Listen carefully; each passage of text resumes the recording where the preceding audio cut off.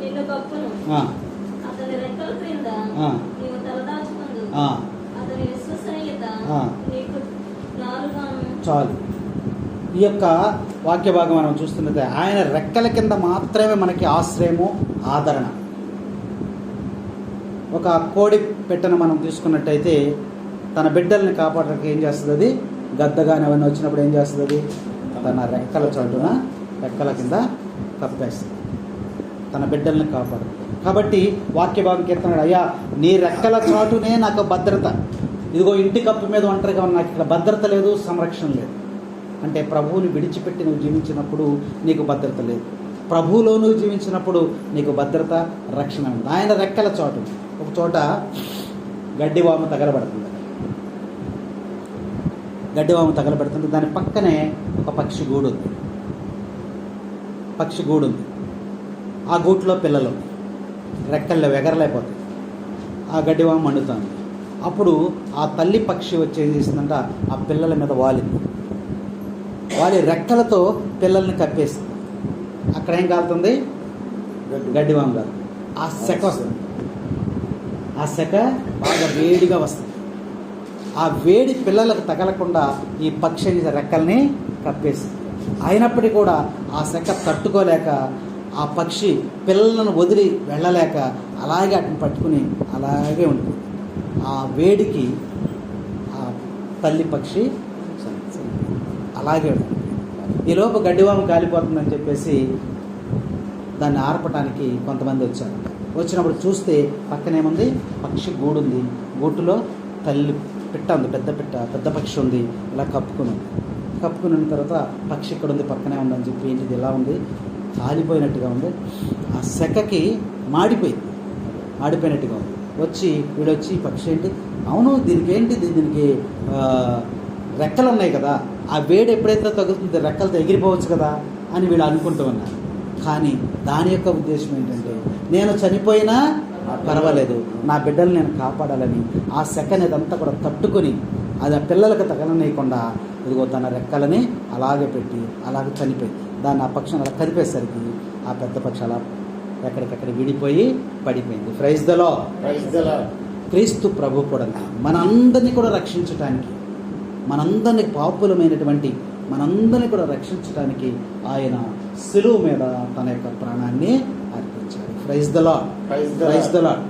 నీవు ఆయన రెక్కల కింద సురక్షితముగా ఉన్నావు. పక్షి పిల్లలాగా ఆయన రెక్కల కింద నువ్వు సురక్షితముగా ఉన్నావు. కాబట్టి నీ కోసము ఆయన ప్రాణత్యాగం చేశాడన్న సంగతిని నువ్వు జ్ఞాపకపరచుకోవాలి. అందుకనే ఇక్కడ పశ్చాత్తాప ప్రార్థన, అయా నీ రెక్కల చాటునే నాకు భద్రత ఉన్నదని మరి ఇక్కడ దావీదు గారు మనకి 90వ కీర్తనలో మనకి తెలియజేస్తున్నారు. కాబట్టి నీ పాదముల చెంత ఉన్నప్పుడే నాకు భద్రత. ఆయన పాదాలను ఎప్పుడైతే విడిచిపెట్టావో ఇక నీకు భద్రత అనేది లేదు. అందుకనే ప్రభు కూడా మనకి తెలియజేస్తూ ఉన్నాడు. మరియా మార్తలు ఇంటికి వెళ్ళినప్పుడు వాళ్ళు ఏం చేస్తారు? మరియం ఏం చేసిందమ్మా? ఆయన పాదాల చెంత కూర్చుని ఏం చేసిందామే? అత్తరు పోసి శిరస్సునంతా కూడా పోసింది, కన్నీళ్లతో ఏడ్చింది, కాళ్ళన్నీ కూడా కన్నీళ్ళతో తడిసిపోయినప్పుడు తన యొక్క తల వెంట్రుకలతో తుడిసింది. అవునా? తుడిసింది. అది చూసి ప్రభు ఏమైపోయాడు? ఆశ్చర్యం వేసింది ప్రభుకి. ఈ బిడ్డ నన్ను ఇంతగా ప్రేమిస్తుందా అని ఆయన ఉబ్బి తబ్బింపైపోయాడు. ప్రభువుని ఆనందపరచడమే మన యొక్క ఉద్దేశం. మనం ఎప్పుడైతే మనను చూసి ఆ యొక్క ప్రభువు ఆనందపడతాడు, యేసు ప్రభుని చూసి తండ్రి దేవుడు కూడా ఆనందపడతాడు. ఈయన నా ప్రియ కుమారుడు, ఈయన యందు నేను ఆనందించుచున్నాను అని చెప్పి, ఈయన నా ప్రియ కుమారుడు, ఈయనందు నేను ఆనందించుచున్నాను అన్నాడు. అలాగే మనల్ని కూడా అలాగనాలి. మన ఎడలకు కూడా దేవుడు సాక్ష్యం ఇవ్వాలి. మనం చేసేటువంటి పనులు, మనం మాట్లాడేటువంటి మాటలు, మనం నడిచేటువంటి నడక లేదా మన ప్రవర్తనను బట్టి ప్రభువు స్తుతింపబడాలి, ప్రభువు ఆరాధించబడాలి, ప్రభువు సంతోషపడాలి. అప్పుడు ఈయన నా ప్రియ కుమారుడని మనల గురించి కూడా ప్రభువు పలుకుతూ ఉంటాడు. అందుకనే ఈ వాక్య భాగం మనం చూసినట్లయితే మరియతో అంటాడు, ఈమె ఉత్తమమైన దానిని ఎన్నుకున్నది. అది ఉత్తమమైనది. ప్రభువు పాదముల చెంత కూర్చుని ఉండటే ఉత్తమైనది. కానీ దావీదు గారు ఎక్కడ కూర్చున్నాడు? ఆయన మనస్సు, ఆయన హృదయం ఎక్కడ ఉంది? ఇంటి కప్పు మీద కూర్చున్నాడు. అంటే భయంకరమైనటువంటి పరిస్థితులు ఆయన అక్కడ ఉన్నాడు, ఆందోళనలో ఉన్నాడు, వేదనలో ఉన్నాడు, శోధనలో ఉన్నాడు, బలహీనతలో ఉన్నాడు, పాపములో ఉన్నాడు. కాబట్టి అలాంటి స్థితి నుంచి మరి దేవుని దగ్గరికి వస్తూ ఆయన తెలుసుకుని ఆయన ఏమంటాడంటే, నా నివాస స్థలము నీ పాదముల చెంత, నా ఆశ్రయము నీవే అని ప్రభు ఇక్కడ మనకి తెలియజేస్తున్నాడు. నీవే నా ఆశ్రయం ప్రభువా, నీవే నా ఆశ్రయం, నీవే నా ఆశ్రయం ప్రభువా, నీవే నా ఆశ్రయం. దయతో చూడవ దారిని చూపవ, దయతో చూడవ దారిని చూపవ, నీవే నా ఆశ్రయం ప్రభువా, నీవే నా ఆశ్రయం. అపరాధములతో నీ దరి చేరితి, నన్ను కరుణించుమయా ప్రభువా, నన్ను కరుణించుమయా, నీవే నా ఆశ్రయం ప్రభువా, నీవే నా ఆశ్రయం. ప్రభువును నువ్వు ఆశ్రయిస్తే, అయ్యా నీవే నా ఆశ్రయం, నీ పాదముల చెంతే నా ఆశ్రయం అని ప్రభువుని నువ్వు ఆశ్రయిస్తే, ఆ ప్రభు యొక్క దీవెనలు, ఆశీర్వాదాలు మనకు నిండుగా మెండుగా ఉంటాయి. ఆయన ఎప్పుడు కూడా కాచి కాపాడతారు. కరుణామయుడు, దయామయుడు అని ఆయనకు గొప్ప గొప్ప బిరుదులు ఉన్నాయి, అవునా? అందుకనే ఆయన మనల్ని ఎలా రక్షించాలో, ఎలా కాపాడాలో ఆయనకు మాత్రమే తెలుసు. మన ఆలోచనలకి, దేవుని యొక్క ఆలోచనలకి, భూమికి ఆకాశానికి ఉన్నంత వ్యత్యాసం ఉంది. మనమేదో ఆలోచిస్తూ ఉంటాం, కానీ దేవుని యొక్క ఆలోచన అలా ఉండదు. మరియ మార్తలు ఆ లాజరును తీసుకుని వెళ్ళి చెప్పినప్పుడు ఆయన వచ్చేసి ఈ వెంటనే స్వస్థితి బాగుండని మనసులో అనుకునే ఉంటారు. లేదా ఈ లోపేదం డాక్టర్లు ఎవరైనా పిలిపించి ప్రథమ చికిత్స ఏదో చేపించే ఉంటారేమో, గ్రంథంలో అయితే లేవు. కానీ మరి వేచి ఉన్నారు. ఆ వేచి ఉండటమే మనకి అత్యవసరం. వేచి ఉన్నప్పుడు తప్పనిసరిగా ప్రభు మన వద్దకు వచ్చి సమయం వచ్చినప్పుడు ఆ చేయవలసిన కార్యాన్ని అద్భుతంగా చేస్తాడు. అక్కడికి వచ్చి ఏం చేశాడు? మరియ మార్త దగ్గరికి వచ్చాడు. వచ్చినప్పుడు అక్కడ ఏం జరిగిందో వాళ్ళు ఏడుస్తున్నారు. ఫస్ట్ ఆ ఊరి పొలిమేరలకు రాగానే ఎవరు చూశారు? మార్త చూసింది. మార్త చూసి వెంటనే ఏం చేసింది? యేసయ్య వచ్చాడని కబురు చేసింది. ఎవరికి? మరియమ్మకు కబురు చేసింది. మరియమ్మ ఎక్కడ ఉంది? ఇంట్లో ఉంది. ఆమె చుట్టూ ఎవరున్నారు?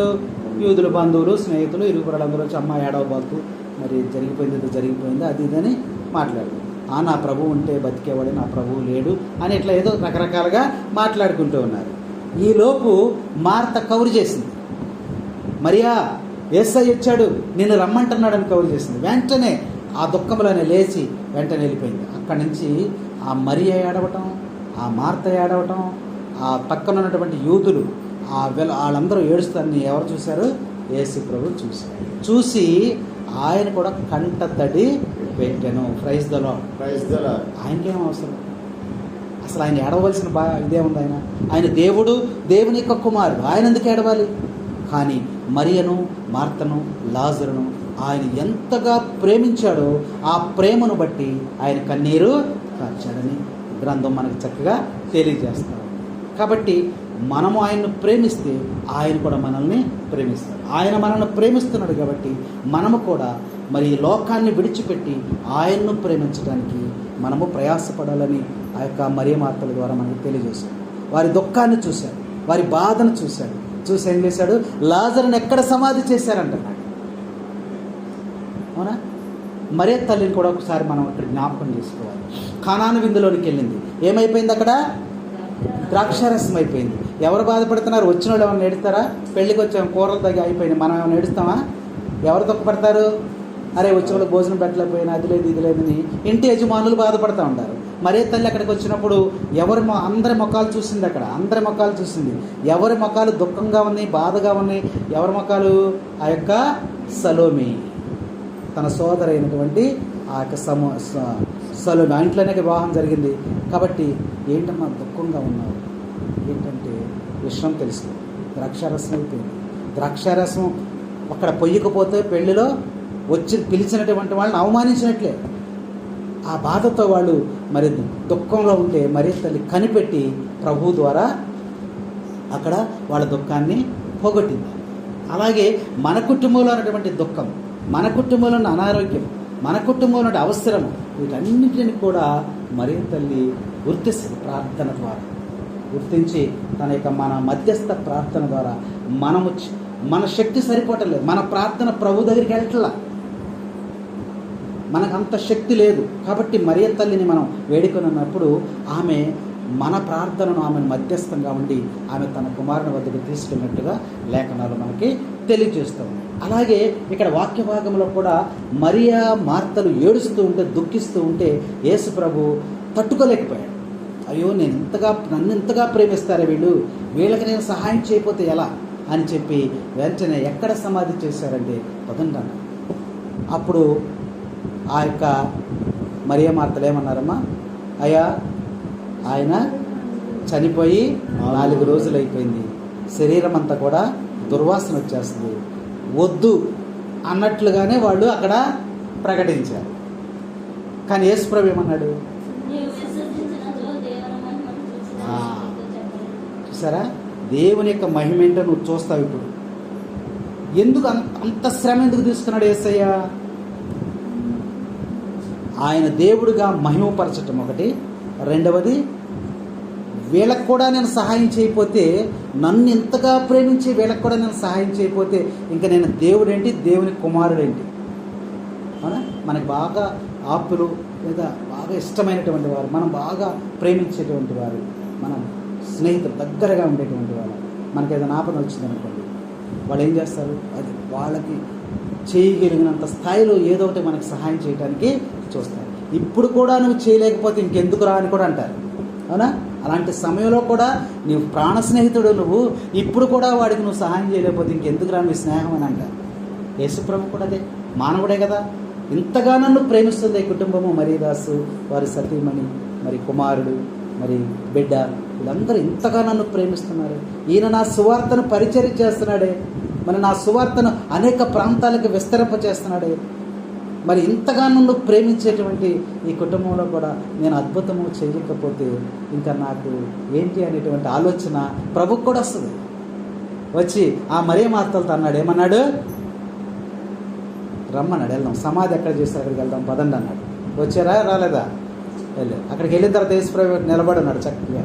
ఆయన కాముగా ఉంటాడు, ఏమి అమాయకుడిలాగా నిలబడి ఉంటాడు, కానీ అద్భుతమైన శక్తిమంతుడు ఆయన. నేను ఏమన్నాడు, ఆ రాయిని తొలగించమని. అప్పుడు ఏమైంది, రాయిని తొలగించారు. తొలగించిన తర్వాత ఆయన వంగి ఏం చేశాడు, ఆయన వంగి. అవసరమా? దేవుడు వంగాల మన కోసం, మనం వంగాల. ఆయన ఎవరి కోసం వంగాడు? నువ్వు చూపేటువంటి ప్రేమను బట్టి వంగాడు. నువ్వు చూపించేటువంటి ప్రేమను బట్టి, నీ ప్రేమ ఆయన వంచింది. నీ ప్రేమ ఎక్కడో 2, 3, 4, 5 కిలోమీటర్ల దూరం ఉన్న ఆయన ఇక్కడికి రప్పించింది. కాబట్టి శ్రేష్టమైనటువంటిది ప్రేమ, శ్రేష్టమైనటువంటిది ప్రేమ.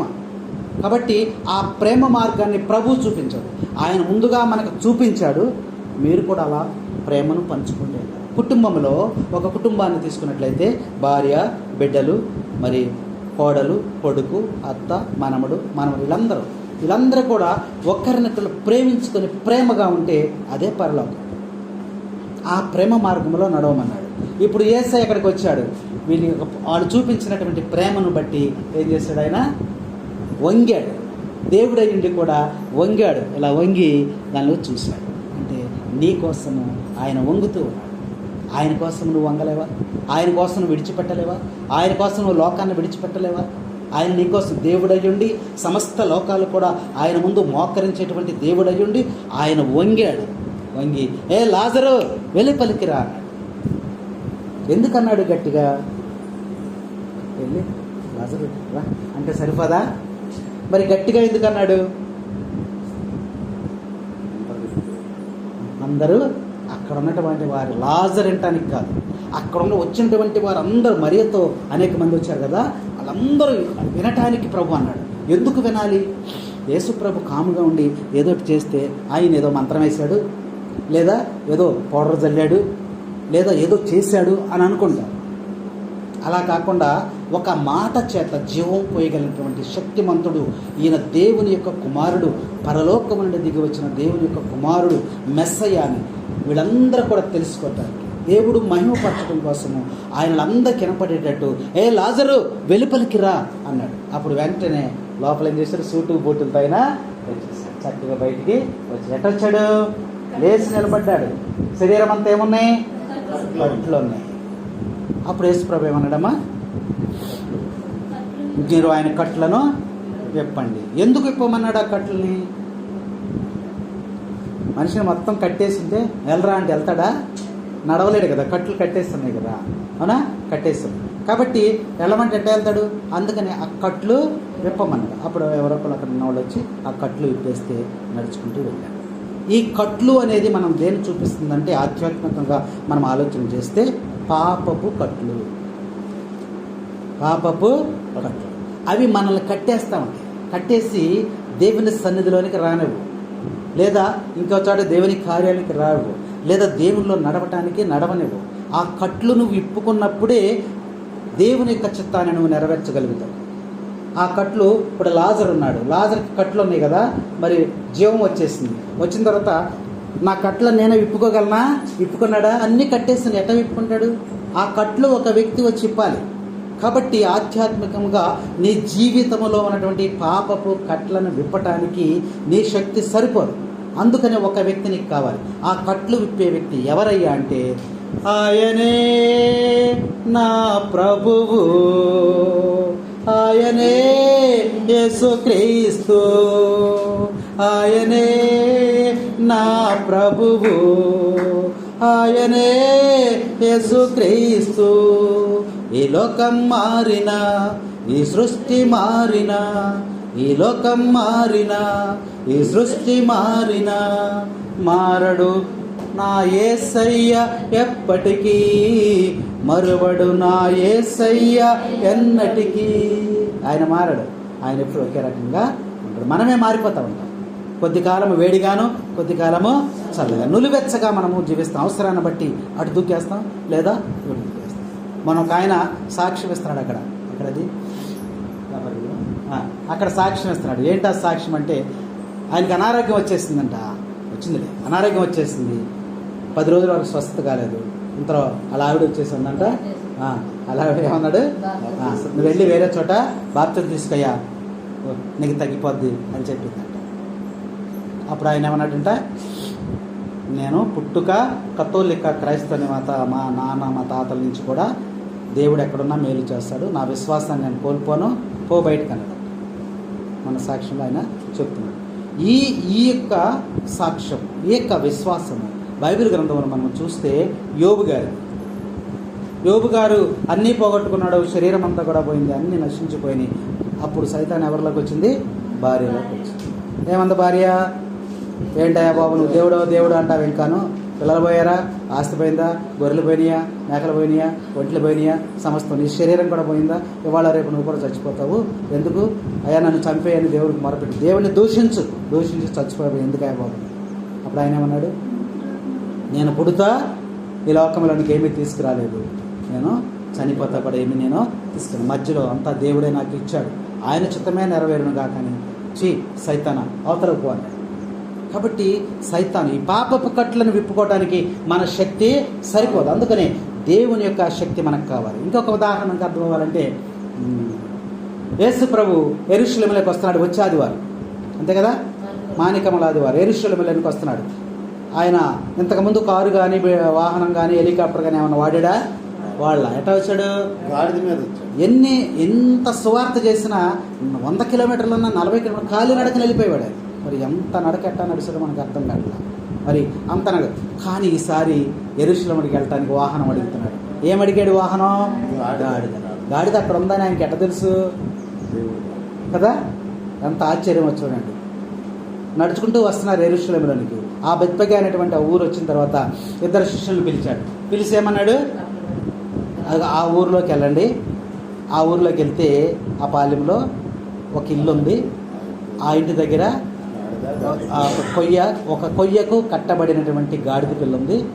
దాని కట్లు విప్పి ఏమన్నారు? దాని కట్లు విప్పి తోలుకొని రండి, అది నాకు వాహనముగా కావాలి. చూడండి, ఆయన అంతా చూసేసాడు, ఇక్కడుండే మొత్తం చూసాడు ఆయన. కాబట్టి నిన్ను చూడ్డా, నన్ను చూడ్డా, ఇప్పుడు మనం ఏం చేస్తున్నాం కూడా ఆయన చూస్తాం. కాబట్టి ఆ శిష్యులు అక్కడికి వెళ్ళారు. అయ్యా మేము వెళ్ళి మరి అడిగితే ఆ యజమానుడు ఒప్పుకుంటాడో ఒప్పుకుంటాడు. మీరు వెళ్ళండి, ఇది ప్రభువునకు కావాలని మీరు చెప్పండి, ప్రభువునకు వాహనంగా కావాలని మీరు చెప్పండి, వాళ్ళు ఒప్పుకుంటారని చెప్పాడు. ముందుగానే జరగబోయేది కూడా ఆయన అక్కడ చెప్పేశారు. వెళ్ళారు, ప్రభువుకు కావాలన్నారు, కట్లు ఇప్పారు. ఆ గాడిద కొయ్యకు కట్టబడింది. ఆ కట్లు విప్పుకున్న తను రాగలదా? ఆ తాడు విప్పేసుకుని దాని అంతటా అది రాగలదా? రాలేదు. మన పరిస్థితి కూడా అంతే. పాపము చేత మనము పాపం అనేటువంటి కొయ్యకు కట్టబడి ఉన్నాం. దాని చుట్టూనే తిరుగుతున్నాం, మనం అక్కడే తిరుగుతున్నాం, ఆ రొచ్చులోనే, ఆ బురదలోనే, ఆ యొక్క వాసనలోనే. ఆ గాడిద అక్కడే తిరుగుతుంది, ఇంక బయటకు వెళ్తా. తాడుతో కట్టేశాడు కదా, కర్ర కట్టేశాడు, మరి ఎక్కడ తిరుగుద్ది? ఆ రొచ్చులోనే తిరుగుద్ది, ఆ గచ్చులోనే తిరుగుద్ది, ఆ యొక్క దుర్గంధంలోనే ఉంటుంది, అక్కడే పడుకుంటుంది, అక్కడే మేస్తుంది, అన్నీ అక్కడే కదా. దాని పరిస్థితి మన పరిస్థితి కూడా ఉంది.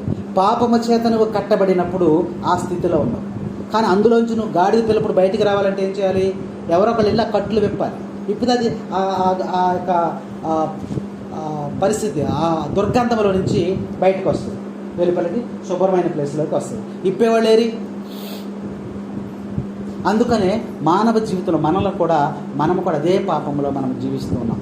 ఆ కట్లు విప్పాలంటే ఈయనే శక్తివంతుడైనటువంటి యేసయ్య వచ్చినప్పుడు ఆయన మన కట్లను విప్పుతాడు. విప్పినప్పుడు మనం ఆ యొక్క దుర్గంధములో నుంచి, చీకటిలో నుంచి వెలుగులోనికి ప్రవేశిస్తున్నామని వాక్య భాగం మనకి తెలియజేస్తామండి. ఇక్కడ వాక్యంలో మనం చూసినట్లయితే ఎక్కడున్నాం మనం?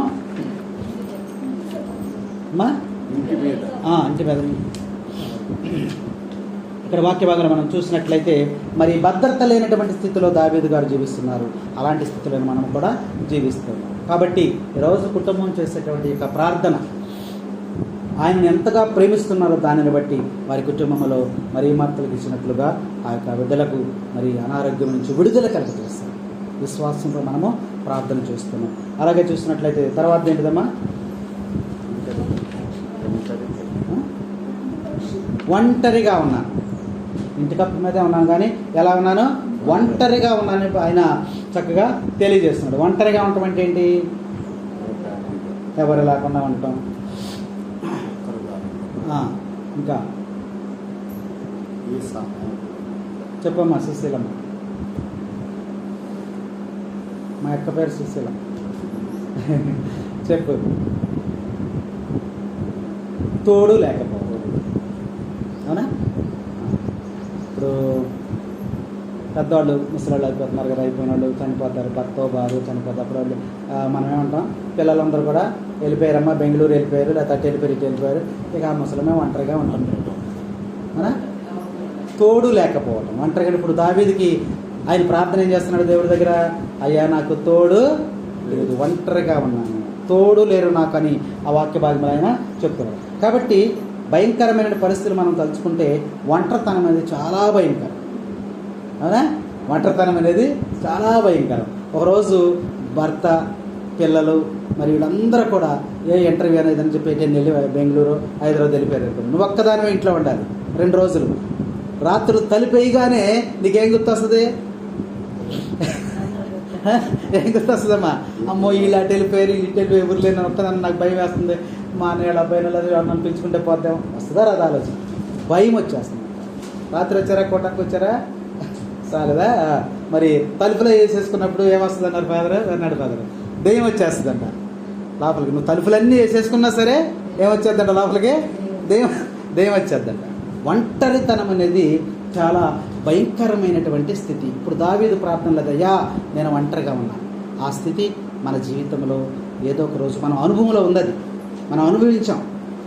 ఇక్కడ ఒంటరిగా ఉన్నాను అని. కాబట్టి ఒంటరిగా ఉన్నవాడు ఏం చేస్తాడంటే ఆందోళన చెందుతూ ఉంటాడు, భయపడుతూ ఉంటాడు. మనుషుల్లో ఉన్నప్పటికీ కూడా తిరణాలకు వెళ్ళామనుకోండి, మనకు అర్థమవుతుంది చెప్తా. తిరణాలకు వెళ్ళాం, ఒక పిల్లని మనం తీసుకుని వెళ్ళిన తర్వాత చక్క అవి కావాలి ఇవి కావాలి చూపిస్తా ఉన్నాం. వీడు అవి చూస్తా తండ్రి చేతులేసి ముందుకు వెళ్ళిపోయాడు.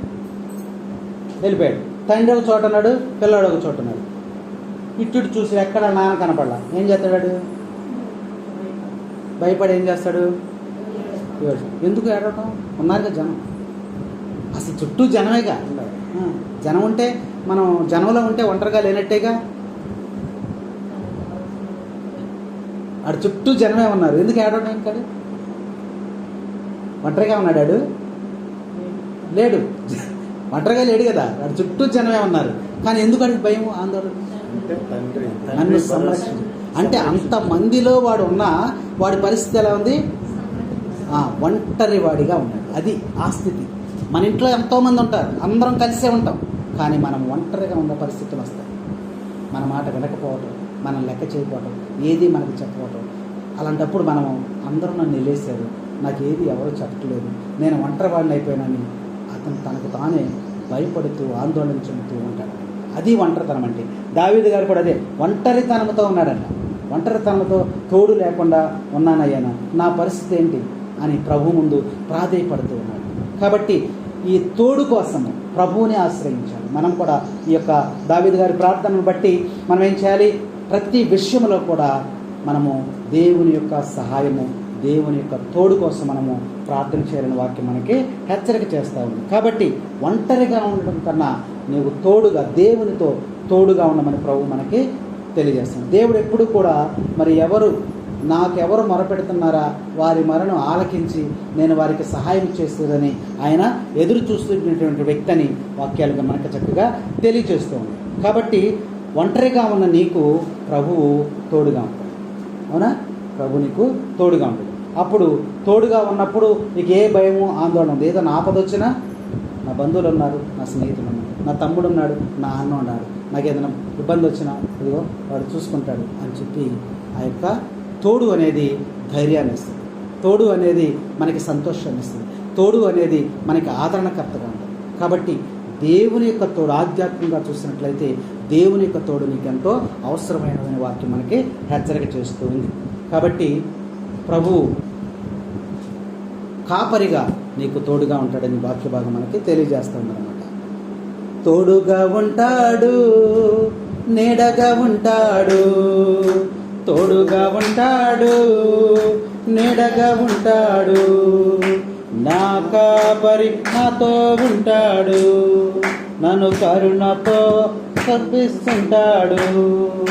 తోడుగా ఉంటాడు, నీడగా ఉంటాడు, తోడుగా ఉంటాడు, నీడగా ఉంటాడు, నా కాపరి నాతో ఉంటాడు, ప్రేమతో లాలిస్తుంటాడు.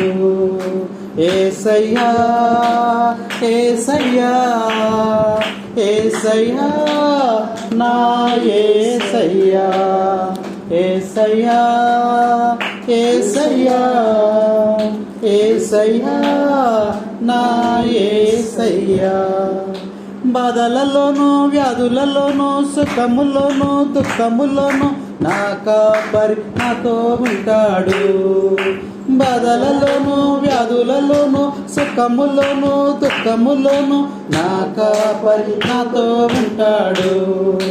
కరుణను కురిపిస్తుంటాడు, తల్లి ఓలే నన్ను ప్రేమిస్తుంటాడు, తండ్రి ఓలే నన్ను పోషిస్తుంటాడు, తల్లి ఓలే నన్ను ప్రేమిస్తుంటాడు, తండ్రి ఓలే నన్ను పోషిస్తుంటాడు. అండగా ఉంటాడు, ఆదుకుంటాడు, అండగా ఉంటాడు, నన్ను ఆదుకుంటాడు, నా కాపరి నాతో ఉంటాడు, నా కాపరి నాతో ఉంటాడు. Praise the lord, praise the lord. ప్రభు తోడుగా ఉంటే మరి మనకి ఎప్పుడు కూడా శాంతి, సమాధానం. అయ్యా నేను ఒంటరిగా ఉన్నాను, నాకు నీ తోడు కావాలి, నీ సహాయం కావాలని దావీదు గారు అర్థించినట్లుగా మనం కూడా వ్యాధిలోను, బాధలోను, కష్టంలోను, దుఃఖంలోను, సుఖంలోను, శోధంలోను, బలహీనతలోను, ఆర్థిక ఇబ్బందుల్లోను ప్రభు మనకు ఉన్నటువంటి సమస్యను బట్టి అయ్యా నాకు తోడుగా ఉండయ్యా, నా శక్తి సరిపోవటం లేదని ప్రభుని మనము ప్రార్థించినట్లయితే ఆయన తప్పకుండా నీకు సహాయపడతారని వాక్య భాగాలు మరి తెలియజేస్తుంది. గ్రంథంలో చూస్తే అనేకమైనటువంటి విషయాలు, ప్రభు తోడుగా ఉన్నటువంటి వ్యక్తులు మరి అనేక మంది ఉన్నారు. దావీదు ఉన్నాడు, అనేక మంది వ్యక్తులు. గొల్లియాతుని కొట్టేశాడు కదా, మరి అట్లాంటి వ్యక్తులు. మరి సంసోన్కి దౌడ ఎముకతో మరి జయించే భాగ్యాన్ని ఇచ్చాడు. అలాంటి తోడు అనేది దేవుడు మనకి ఎల్లప్పుడూ కూడా మరి తోడుగా ఉంటాడనే సత్యాన్ని దావీదు గారి ప్రార్థన మనకి తెలియజేస్తుంది. తర్వాత మాట ఏంటమ్మా? పక్షి, పిచ్చుక, చిన్న పిచ్చుక ఎంత ఉంటుంది? చిన్నది, స్వల్పమైనది, విలువ లేనిది, ఖరీదు లేనిది. పిచ్చుకలు మనం పెద్ద పట్టించుకోం. ఒక ఏనుగు చచ్చిపోయింది అనుకోండి, అమ్మో ఏనుగు చచ్చిపోయిందే, ఎంత పిచ్చుక చచ్చిపోయింది అనుకోండి, పిచ్చుక విలువ లేనిది, అవునా? కాబట్టి నేను ఇప్పుడు దావీదు రాజు అయ్యండి కూడా ఎలా తగ్గించుకున్నాడు? నేను ఒక పిచ్చుక లాంటి వాడినయ్యా, ఇంత అయిపోయాడు రాజు. ఇంత పెద్ద రాజు ఏమైపోయాడు?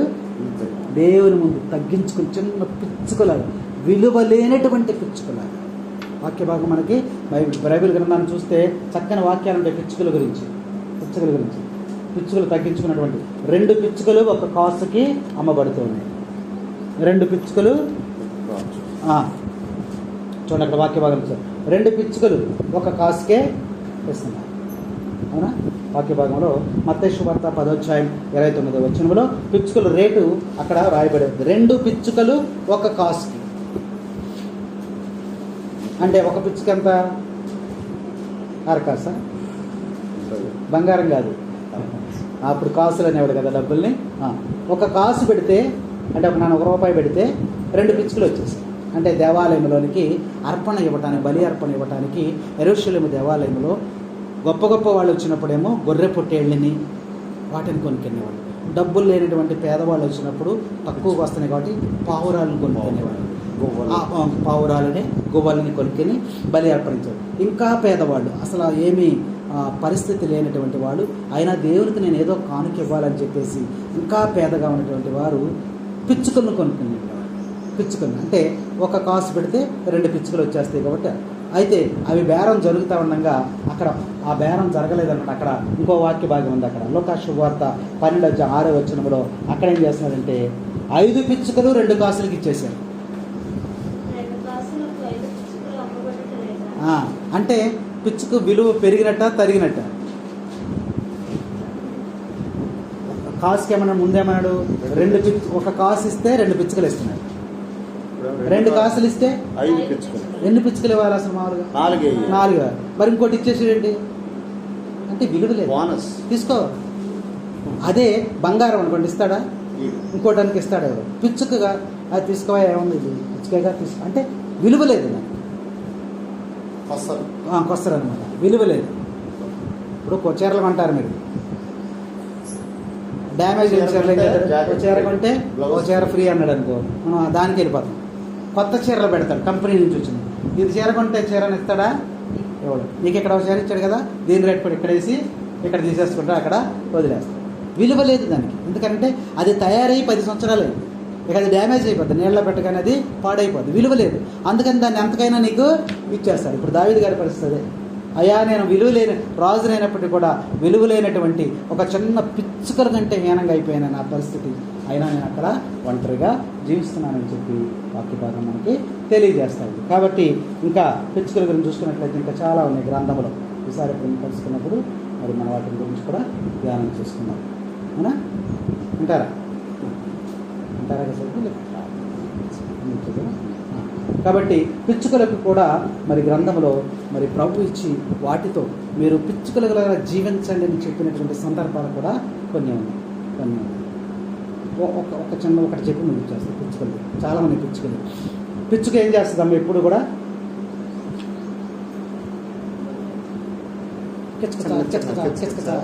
ఆగుద్దా? నువ్వు కూడా ప్రభువుని అలా స్తుతించాలని గ్రంథంలో రాదు. ఎప్పుడు కూడా పిచ్చుకలు రాత్రిపూట అరుస్తాయా? మౌనంగా ఉంటాయి. అంటే పగటి వేళ నువ్వు చేయవలసిన పని చేయాలి, రాత్రి వేళ నువ్వు చేయవలసిన పని చేయాలి. పిచ్చుకల గురించి నేర్చుకోమని గ్రంథం మనకి తెలియజేస్తాం, అవునా? కాబట్టి ఇంకా వాక్యం కూడా అనేక చూసి పిచ్చుక చాలా చురుకైనదిగా ఉంటుంది. పిచ్చుక అక్కడ రాలింది అనుకోండి, అసలు దొరుకుద్దా మనకి? చక్క వెళ్ళిపోతూ ఉంటుంది, కదిలిపోతూ ఉంటుంది. చురుకైనటువంటి. అందుకని దేవుని విషయంలో ఎప్పుడు కూడా చురుకైనటువంటి వారిగా ఉండాలని గ్రంథంలో చక్కగా రాసిన కొన్ని వాక్యాలు. కాబట్టి తర్వాత పిచ్చుక యొక్క వేగం. పిచ్చుక ఎగిరేటప్పుడు మీరు చూసారా? గద్ద ఎగిరేటప్పుడు చూసారా? గద్ద ఎట్ట ఎగురుతుంది? ఒక్కసారి ఇలా 2 సార్లు ఆడిచ్చేసి అలా అది కష్టపడే పని లేదు. అట్లా చాపుకుంటే వెళ్ళిపోతాం. అవునా? పిచ్చుక ఏం చేస్తుంది?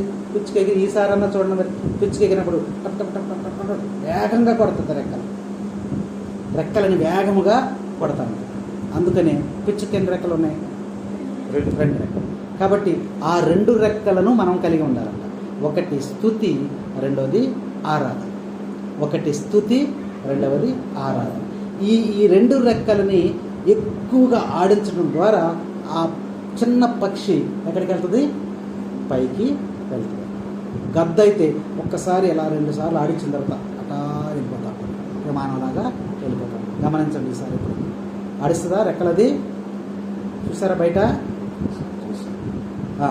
1-2 సార్లు ఆడించేసి అట్ట వెళ్ళిపోద్ది గద్ద. కానీ పిచ్చుక అలా కాదు. పిచ్చుక పైకి వెళ్ళాలంటే ఓ రెప రెప రెప రెప రెప రెప కొట్టుకుంటేనే పైకి వెళ్తుంది.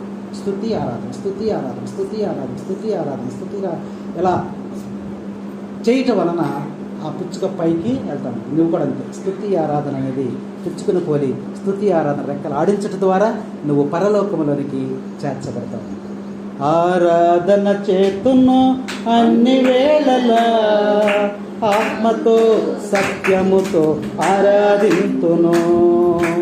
ఆరాధన చేతును అన్ని వేళలా, ఆత్మతో సత్యముతో ఆరాధింతును. నా ప్రాణ ప్రియుడు యేసయ్యకు, నన్ను కన్న తండ్రి నా యేసుకు. నా ప్రాణ ప్రియుడు యేసయ్యకు, నన్ను కన్న తండ్రి నా యేసుకు. స్తుతి స్తుతి స్తుతి స్తుతి ఆరాధన, హల్లెలూయా హల్లెలూయా ఆరాధన. స్తుతి స్తుతి స్తుతి స్తుతి ఆరాధన, హల్లెలూయా హల్లెలూయా ఆరాధన. ఆరాధన ఆరాధన ఆరాధన ఆరాధన ఆరాధన ఆరాధన ఆరాధన ఆరాధన. ఆరాధన చేతును అన్ని వేళలా, ఆత్మతో సత్యముతో ఆరాధింతును. బలవంతుడా జయశీలుడా మృత్యుంజయుడా నా జీవనదాత. బలవంతుడా జయశీలుడా మృత్యుంజయుడా నా జీవనదాత. ఉన్నవాడా అనువాడా నీకే స్తోత్రము, సృష్టికర్త సజీవుడా నీకే స్తోత్రము. ఉన్నవాడా అనువాడా నీకే స్తోత్రము, సృష్టికర్త సజీవుడా నీకే స్తోత్రము. స్తుతి చేయుట నాకెంతో శ్రేయస్కరము, స్తుతి చేయుట